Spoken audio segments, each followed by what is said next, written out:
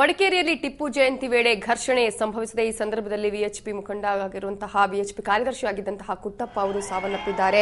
VHP ಸಂಘಟನಾ ಕಾರ್ಯದರ್ಶಿ ಆಗಿದ್ದಂತಹ ಕುಟ್ಟಪ್ಪ ಅವರ ಸಾವು ಈ ಹಿನ್ನೆಲೆಯಲ್ಲಿ ಈಗಾಗಲೇ ಪ್ರಕ್ಷುಬ್ಧ ವಾತಾವರಣ ಕೂಡ ಅಲ್ಲಿ ನಿರ್ಮಾಣ ಆಗಿರುವಂತದ್ದು. ತಿಮ್ಮಯ್ಯ ಸರ್ಕಲ್ ಅಲ್ಲಿ ಪರಿಸ್ಥಿತಿ ಉದ್ವಿಗ್ನವಾಗಿದೆ.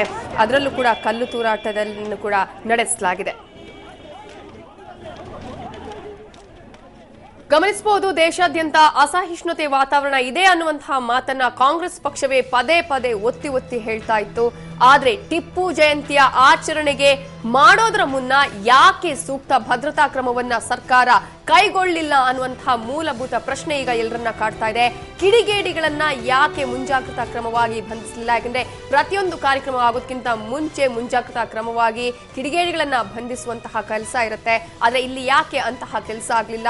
ಗಲಭೆಯ ಬಗ್ಗೆ ಇಂಟೆಲಿಜೆನ್ಸ್ ರಿಪೋರ್ಟ್ ಕೂಡ ಹಾಗಾದ್ರೆ ಸರ್ಕಾರಕ್ಕೆ ಇರ್ಲಿಲ್ವಾ ಅನ್ನುವಂತಹ ಪ್ರಶ್ನೆ ಈಗ ಎಲ್ಲರನ್ನ ಕಾಡ್ತಾ ಇದೆ. ಇದು ಸಿದ್ದರಾಮಯ್ಯ ಮತ್ತು ಪರಮೇಶ್ವರ್ ಅವರ ನೈತಿಕ ಹೊಣೆ ಅಲ್ವಾ ಹಾಗಾದ್ರೆ ಅನ್ನುವಂತಹ ಸಾಕಷ್ಟು ಪ್ರಶ್ನೆಗಳು ಈಗ ಹೇಳ್ತಾ ಇದೆ. ಸಿದ್ದರಾಮಯ್ಯ ಸರ್ಕಾರದ ಹಾಗಾದ್ರೆ ವೈಫಲ್ಯ ಅಲ್ಲದೆ ಮತ್ತೇನು ಅನ್ನುವಂತಹ ಪ್ರಶ್ನೆ. ಬಂದ್ ಅಂತ ಗೊತ್ತಿದ್ರು ಮೊದಲೇ ಯಾಕೆ ಅಲ್ಲಿ ನಿಷೇಧಾಜ್ಞೆಯನ್ನ ಜಾರಿ ಮಾಡಿರ್ಲಿಲ್ಲ? ಇಷ್ಟೆಲ್ಲ ಗಲಾಟೆಗಳು, ಇಷ್ಟೆಲ್ಲ ಕಲ್ಲು ತೂರಾಟಗಳು ಆದ್ಮೇಲೆ ನಿಷೇಧಾಜ್ಞೆಯನ್ನ ಜಾರಿ ಮಾಡೋದಕ್ಕಿಂತ ಮುಂಚೆ ಯಾಕೆ ಮಾಡಲಿಲ್ಲ ಅನ್ನುವಂಥದ್ದು.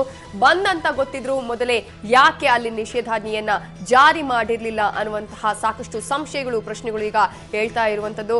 ಕುಟ್ಟಪ್ಪ ಸಾವು ಸಂಭವಿಸಿದ ಮೇಲಷ್ಟೇ ನಿಷೇಧಾಜ್ಞೆ ಜಾರಿ ಮಾಡಿದ್ದು ಸರ್ಕಾರದ ವೈಫಲ್ಯ ಅಲ್ವಾ, ಅಲ್ಲಿನ ಜಿಲ್ಲಾಡಳಿತದ ವೈಫಲ್ಯ ಅಲ್ವಾ ಅನ್ನುವಂತಹ ಪ್ರಶ್ನೆ ಈಗ ಎಲ್ಲರನ್ನ ಕಾಡ್ತಾ ಇದೆ. ಕೊಡಗು ಜಿಲ್ಲಾಧಿಕಾರಿ ರಜೆ ಇದ್ರು ಹಿರಿಯ ಅಧಿಕಾರಿಗಳನ್ನ ಯಾಕೆ ನಿಯೋಜಿಸಲಿಲ್ಲ? ಹಿರಿಯ ಅಧಿಕಾರಿಗಳನ್ನ ನಿಯೋಜಿಸಬೇಕು ಅಂತ ಕೂಡ ಸರ್ಕಾರಕ್ಕೆ ಯಾಕೆ ಅನ್ನಿಸಲಿಲ್ಲ? ಇದರ ಬಗ್ಗೆ ಯಾಕೆ ಸರ್ಕಾರ ಮುನ್ನೆಚ್ಚರಿಕಾ ಕ್ರಮಗಳನ್ನ ತೆಗೆದುಕೊಳ್ಳಿಲ್ಲ ಅನ್ನುವಂಥದ್ದು. ಬಂದ್ ಹಾಗೆಯೇ ಭದ್ರತಾ ಉಸ್ತುವಾರಿಯಲ್ಲಿ ಎಸ್ಪಿ ಕೂಡ ಸ್ಥಳದಲ್ಲಿ ಇರಲಿಲ್ಲ ಅನ್ನುವಂತಹದ್ದು ಸಾಕಷ್ಟು ಗಮನಿಸಬೇಕಾದಂತಹ ಅಂಶ. ಬೇರೆ ಜಿಲ್ಲೆಗಳಿಂದ ಹೆಚ್ಚುವರಿ ಪೊಲೀಸರನ್ನ ನಿಯೋಜನೆ ಮಾಡುವಂತಹ ಕೆಲಸವನ್ನು ಕೂಡ ಅಲ್ಲಿ ಸರ್ಕಾರ ಮಾಡಲಿಲ್ಲ. ಬೇರೆ ಜಿಲ್ಲೆಗಳಿಂದ ಹೆಚ್ಚುವರಿ ಪೊಲೀಸರನ್ನ ಕರ್ಕೊಳ್ಳುವಂತಹ ಬಂದ್ಗೆ ಸಂಬಂಧಪಟ್ಟ ಹಾಗೆ ಸಾಕಷ್ಟು ವ್ಯವಸ್ಥೆಗಳನ್ನ ಮಾಡ್ಕೊಳ್ಬೇಕಾಗಿತ್ತು, ಭದ್ರತಾ ವ್ಯವಸ್ಥೆಗಳನ್ನ ಮಾಡ್ಕೊಳ್ಬೇಕಾಗಿತ್ತು. ಆದ್ರೆ ಇವ್ಯಾವು ಕೂಡ ಮಡಿಕೇರಿಯಲ್ಲಿ ನಡೆಯಲಿಲ್ಲ, ಕೊಡಗಿನಲ್ಲಿ ನಡೆಯಲಿಲ್ಲ. ಕಾನೂನು ಸುವ್ಯವಸ್ಥೆಯ ನಿರ್ವಹಣೆ ಬಗ್ಗೆ ಸರ್ಕಾರ ಇಲ್ಲಿ ಸ್ವಲ್ಪವೂ ಕೂಡ ಮುನ್ನೆಚ್ಚರಿಕೆಯನ್ನ ವಹಿಸಲಿಲ್ಲ ಅನ್ನುವಂಥದ್ದೇ ಗಮನಿಸಬೇಕಾದ ಅಂಶ. ಯಾಕಂದ್ರೆ ನಿನ್ನೆ ಮೊನ್ನೆಯಷ್ಟೇ ಅಲ್ಲ ಬಂದ್ಗೆ ಕರೆಯನ್ನ ಕೊಟ್ಟಿರುವಂತದ್ದು. ಸಾಕಷ್ಟು ಸಂಘಟನೆಗಳು ಹಲವು ದಿನಗಳಿಂದಲೂ ಕೂಡ ಬಂಧನ ಆಚರಣೆ ಮಾಡ್ತೀವಿ ಅಂತ ಹೇಳಿದ್ವು.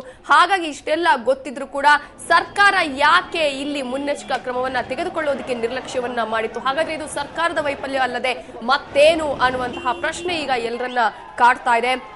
ಟಿಪ್ಪು ಜಯಂತಿಯನ್ನ ಆಚರಣೆ ಮಾಡೋದಕ್ಕೆ ಕೊಟ್ಟಂತಹ ಒಂದು ಪರ್ಮಿಷನ್ ಅನ್ನು ಕೊಟ್ಟಂತಹ ಸರ್ಕಾರ ಅದೇ ರೀತಿಯಾಗಿ ಮತ್ತೊಂದು ಕಡೆ ನಾವು ಬಂದ್ ಆಚರಣೆ ಮಾಡ್ತೀವಿ ಅಂತ ಹೇಳಿದಾಗಲೂ ಅಲ್ಲಿ ಕೂಡ ಅದಕ್ಕೆ ಆ ಒಂದು ಬಂದ್ಗೆ ಬಂದ್ ಮಾಡಬೇಕು ಅಂತ ಹೇಳುವಂತಹ ಸಂದರ್ಭದಲ್ಲಿ ಕೂಡ ಬಂದ್ ಮಾಡೋದಕ್ಕೆ ಅಲ್ಲಿ ಅವಕಾಶವನ್ನು ಕೊಡುತ್ತೆ. ಹಾಗಾದ್ರೆ ಇಲ್ಲಿ ಯಾಕೆ ಒಂದು ಭದ್ರತಾ ವ್ಯವಸ್ಥೆಯನ್ನು ಕಲ್ಪಿಸೋದಕ್ಕೆ ಸರ್ಕಾರ, ಮುನ್ನೆಚ್ಚರಿಕಾ ಕ್ರಮಗಳನ್ನು ತೆಗೆದುಕೊಳ್ಳೋದಕ್ಕೆ ಸರ್ಕಾರ ಯಾಕೆ ಗಮನ ವಹಿಸಲಿಲ್ಲ?